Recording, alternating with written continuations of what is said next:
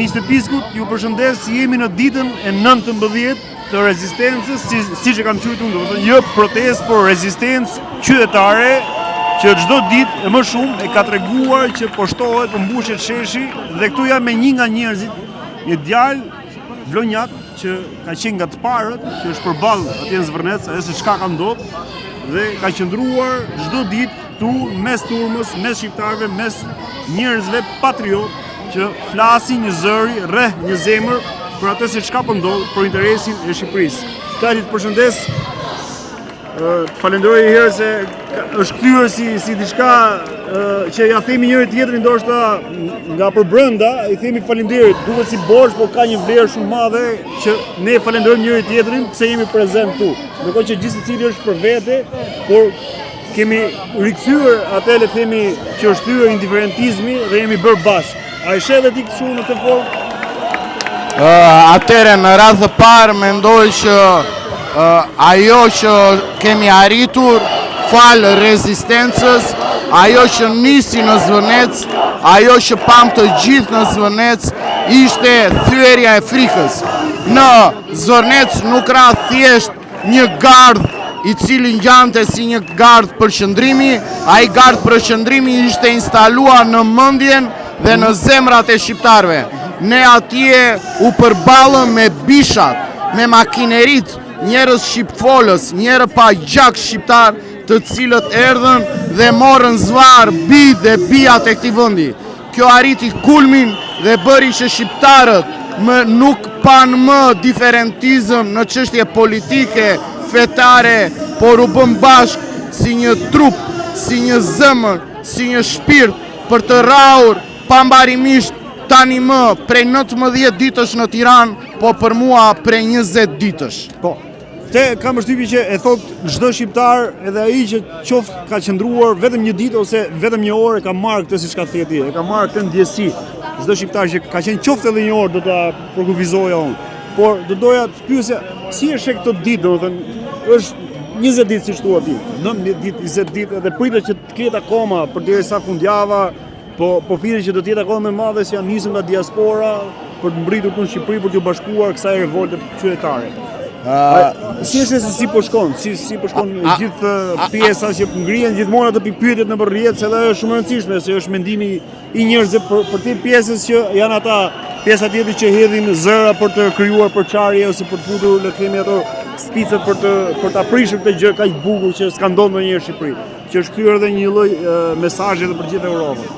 Atere, në radhë të parë, unë dua të them diçka shumë të rëndësishme. Ne gabimet që i bëm në protestën studentore, po fuz dhe veten edhe pse unë erdha dhe ika i fundit, por shqiptarët, studentët që ishin këtu dhe një pjesë e mirë të atyre që ishin këtu, kuptuan se në saj të makinacioneve që u përdorën për të na përçarë, ashtu arriti Edvin Tradha Rama të mbante pushtetin. Por kësaj radhe, këtu janë të gjitha kauzat bashkë. Pra jemi të gjithë bashkë si shqiptarë. Pasi të hedhin këtë qeveri anti-shqiptare, që guxoi deri aty sa pasi bëri i dha Shqipërinë oligarkëve, të fillonte dhe t'i rëmbente pronat shqiptarëve, filloi t'i të rishte zvar, filloi të tregonte arrogancën, filloi të tregonte se ai nuk interesonte populli shqiptar, duke shpopulluar më shumë se 1 milion të rinj, vajza, djem, bija shqiptarësh, sot ne jemi bashkë tu, përpose ata përdorin gjitha makinacionet me propagandë dhe me propagandën e tyre.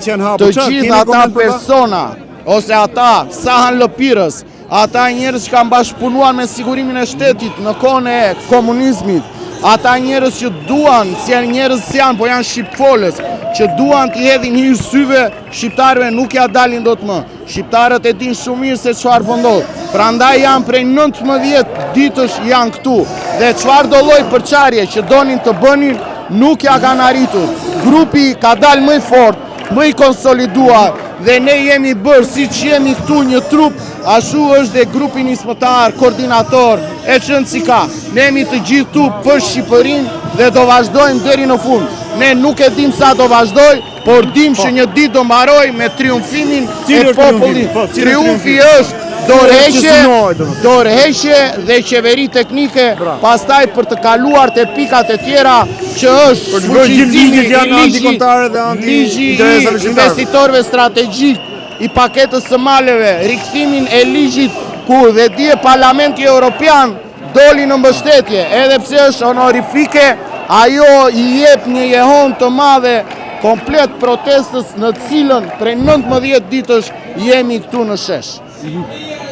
Cili mund të jetë hapi i rallës? Po e themi që janë 19 ditë. A ka një hap tjetër, a duhet, a lind nevoja, se shoh teksa lëviz në turm, gjithë e kanë si pikpyetje thonë, ç'a mund ndodhi tjetër, si duket sikur po rikthehet, duket si e vakët. Atëre, sigurisht protesta ose e gjithë synimi i kësaj qeverie anti-shqiptare është ta kthejë në një monotoni, në një rreth vicioz, po të jeni të sigur që kjo është një lëvizje gandiste. Gandhi me një protest paqësore arriti që të shkëpuste dhe të jepte pavarësinë Indis nga Anglia, nga Mbretëria e Bashkuar.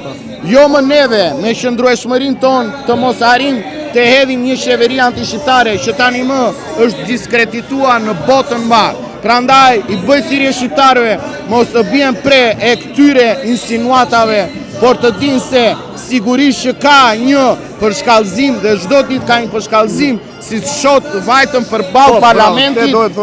Kjo lëvizje si e komenton? Si duhet kjo lëvizje që shkuam nga sheshi Skënderbej para se të vinte kryeministria ku zhvendoset domethënë protesta, mbledhja që bëhet te sheshi Skënderbej dhe vihet zhvillohet protesta te kryeministria, por shkuan tek kuvendi para se të vinte kryeministria. Atëre kuvendi sot, imagjinojeni, Shqipëria ka një mihalle, ndërsa mazhoranca e korruptuar që ka ardhur fal votave të krimit, të oligarkëve, ata që kanë shqitur shpirtin djallit, sot kishin hallin e amnistisë për të amnistuar partnerët e tyre në krim.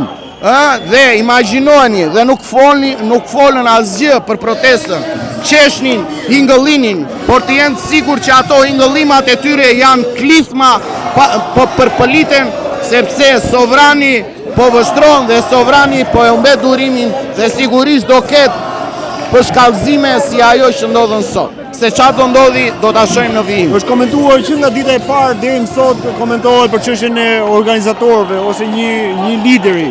A lind nevoja që në këtë ditë ku jemi që shqiptarët janë bashkuar gjithë këtu dhe të ketë një lider kjo protestë? Atëre, sigurisht ne jemi në shesh, janë shqiptarët që vendosin, është sovrani, por për momentin e rëndësishme përpose lideri do dali vetvetiu nga sheshi, pra atë që njerëzit simpatizojnë më shumë, e rëndësishme është kauza. E rëndësishme unë mendoj është kauza, jo individi. Sepse ne nga ajo vuajmë për 85 vitesh, po mbas edhe më shumë, ne vuajmë nga kulti individit. Nuk jemi këtu për kultin e individit, ne jemi këtu për Shqipërinë. Ma jepe dorëheqjen, ma jepe dorëheqjen. Ti ndoshta e them mesrisht tash për ta mbyll tani. Nëse ai nuk jep dorëheqjen, cila mund të jetë fitoria më e madhe e kësaj gjës mrekullueshme që ka ndodhur për Shqipërinë nga shqiptarët?